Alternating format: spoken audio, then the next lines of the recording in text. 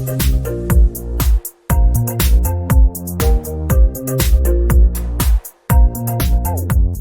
and welcome to Uncorked, the show where we break down your favorite made-for-TV movies one bottle at a time. I'm your host, Patrick Serrano, and today we're talking about Picture Perfect Sister-in-Law. Picture Perfect Sister-in-Law stars Annalisa Wall, Christine Campo, and Eddie Davenport. The movie begins with a woman literally fighting for her life on a carousel, while the Carousel Killer, who, let's be honest, sounds more like a rejected Halloween costume than a murderous murderer, chokes her out with some chloroform. The only thing missing is that spooky carnival music. Enter Professor Parker, a criminology professor, fresh off of an intense career pivot that involved catching said serial killer. Now she's back in town, trading in her crime-fighting badge for a family drama, as she helps her brother and sister-in-law Kate, while also dabbling in the dating scene. Parker's getting some unwanted romantic attention from Harvey, the neighbor with a lemon tree. Free lemons would be a nice dating perk, though. On a date with Chris, the kind of guy who probably calls himself a stud, Parker can't help but regale him with thrilling tales from her past, specifically about how she almost turned a kid's merry-go-round into a murder scene. The irony of the carousel being the scene of a crime isn't lost on anyone, especially not this guy who's just trying to plan a nice dinner. Meanwhile, Kate's phone is buzzing.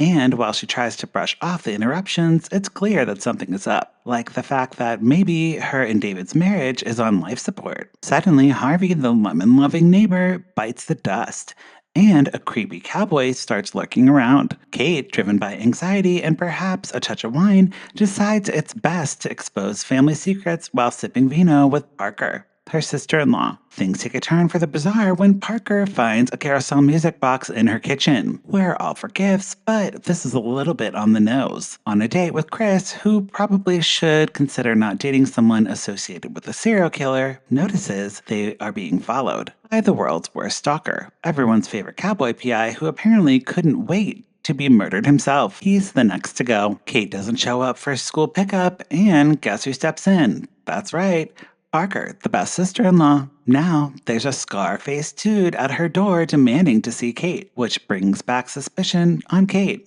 What is she doing? What was those phones? Who is this guy? What's happening? When David finally returns home, he doesn't care to understand the harrowing experience Parker's been through. No, instead, he casually blames her for all the chaos, proving siblings never stop bickering. But Parker isn't done yet. She puts on her detective hat and uncovers a bombshell. Kate's real name is Alyssa, and she's been hiding from her abusive ex, Calvin, the scar-faced guy. In the ultimate climax of bad decisions, Calvin traps Kate and Parker in a cabin, because what better way to resolve your issues than to hold people at gunpoint? Luckily, Alyssa grabs a gun and does the unexpected. She shoots Calvin. It's a bold move, but let's be real, she's clearly been in survival mode for too long. And she's dressed for the occasion. What's with the business casual attire, Kate? In a villain monologue that should come off with all the dizzying backstory, Alyssa reveals she is the one behind the murder mystery madness,